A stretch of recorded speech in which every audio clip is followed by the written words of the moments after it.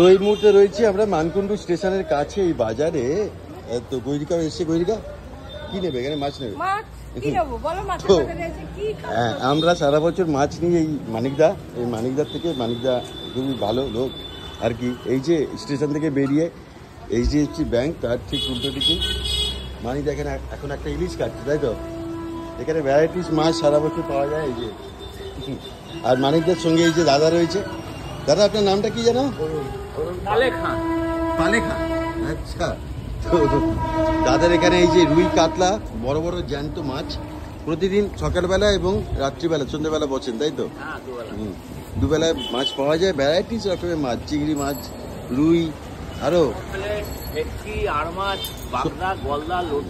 সমস্ত কিছু। ওই যে বাগদা, গলদা, ভ্যারাইটিস রকমের মাছ কিন্তু এখানে পাওয়া যায়।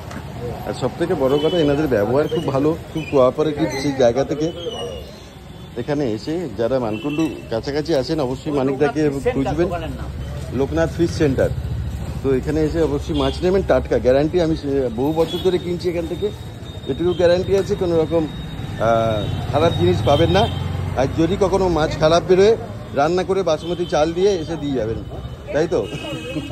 পয়সা এটা দেবেন না, বেশ ভালো। অনেকদিন ধরেই ভাবছিলাম যে কোনো ভালো জিনিস আমি শেয়ার করার চেষ্টা করি। তো অনেকদিন ধরেই ভাবছিলাম এই জায়গাটা শেয়ার করব, আজকে করলাম। মানকুণ্ডু ধারে কাছে যারা আছেন বা থাকেন অবশ্যই কিন্তু এখান থেকে মাছ নিতে পারেন, বেশ ভালো।